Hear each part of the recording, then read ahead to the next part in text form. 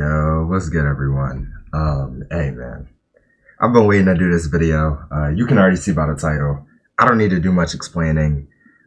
Today, we won't be talking about scaling or any actual character in general. So, like, if you're mainly on my channel for scaling or character feats or statements, this video isn't for you. You can probably click on one of the last ones I've done. Those are more scaling related.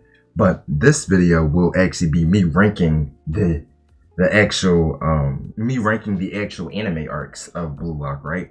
So including in this will be first selection through NEL, and I'll actually do the U20 World Cup arc as of the moment, just to add it in there because we've had a game, we've had character development already, we've had these new characters be introduced.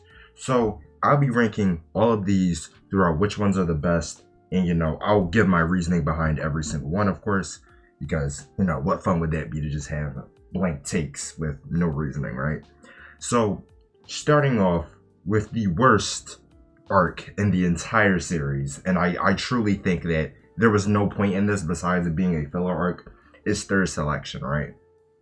Third selection is cool, but it lacks, like, actual interesting things happening in it. Like, I'm not going to hold you. Besides Shido's introduction, third selection is literally just used as a build up for the U20 game arc, right?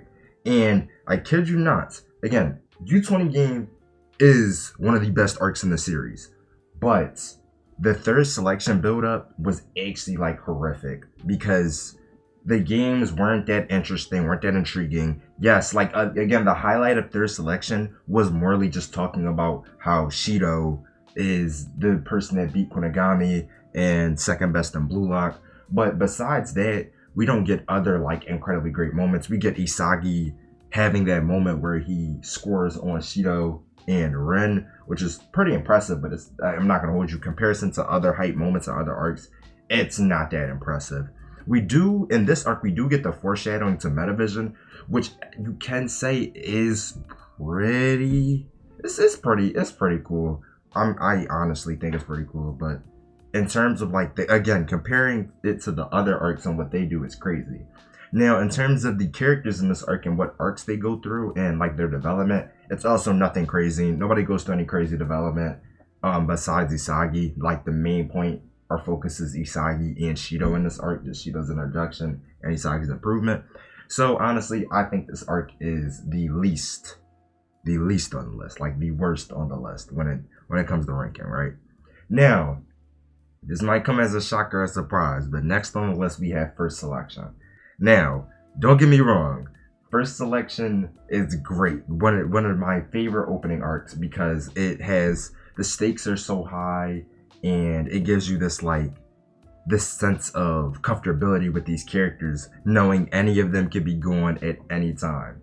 Of course, at the end of the arc, it doesn't get revealed like that, but during the arc, we get introductions to all of the characters that we love now, and we get all of their backstories, and it's just the games have a different feel to them because they were unpredictable, and I think first selection executes almost all of these things great. Again, great characters, great writing for all of them, and I love that arc in particular, right? So the next arc above that is second selection. And this is because it morally capitalizes on a few character arcs like Batra. Batra was one of the greatest highlights in that selection as far as character growth goes, and like them explaining how Awakening goes. They introduced a lot of things to us like luck. Ren, we got Ren's introduction in there, and overall the hype was just arc. The hype around Isagi versus Ren was just so hyped up for their round two. And it was honestly a really great game. It was just one of the best. I put it over first selection and third selection. First, due to the hype. Second, Batra's character development annihilates anything that they've done in first selection or third selection. Or just the hype around these games too. It's like it's pretty up there, right? Now, this is the one where it's just like it's debatable, but right now, as the moment, and this is my prediction, but I have the U20 World Cup arc that is going on as of now at second, actually, pretty much. second or third because I have two places tied. Um, but the U20 World Cup arc is pretty good due to the fact that we get the introduction to the Nigeria game. And I do want to be frankly honest, it was pretty disappointing, but you can't deny that we still got some great character development. We got some great characters out of it. And honestly, as of the moment, I'd probably put it higher because the hype that just built up with Hugo being introduced, right? Because the hype is at an all-time high. It's never been this high. And that's pretty much all I just want to go over with that arc in particular. Again, seeing all the U20 players on the team has just been amazing. Isagi's development, Ren's development, Batra is just doing Batra things, bro. Like that arc in particular has been doing great things for their writing, and I just can't wait to see more. Now, what I have tied for the #1 spot in this entire list is, and I'm pretty sure you guys guessed this, is the U20 game and the NEL arc, right? Now, I know what y'all are thinking. No, the NEL arc is like a bunch of games together, and all these characters get way more development, and it's just way better all around, right? And all right, I get what you're saying. Right? But hear me out. The Psy versus Ren narrative was one of the best things that we've ever gotten in this series. That narrative and those parallels and that backstory was one of the best things that we've ever gotten in the series. And seeing that articulated in that game was it was amazing to see and it was amazing to read.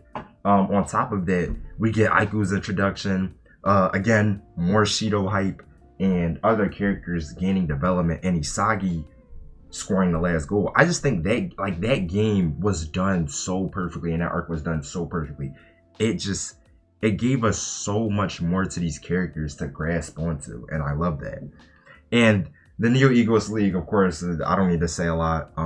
Every single character has a lot of development. We have Nagi's downfall, Batra's uprising, Isagi's uprising, Kaiser's uprising and downfall. It's like we just get the best of all worlds with NEL and the U20, and I think it honestly gaps the rest of the arcs as of right now. Okay, again, U20 World Cup arc has the potential to gap both of these. The potential, and the way it's going, it's not that much of a hot take, right? But that's pretty much all for this video. I just want to get it out there. Shout out to Grapefruit for getting me to decide my mind on what video I was going to do today. And that's pretty much all. This should be out today. And if you like this video, like and subscribe, of course. I would appreciate that.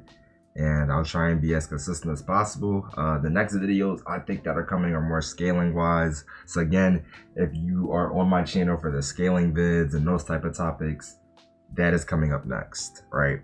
And I hope you guys had a great day, and peace.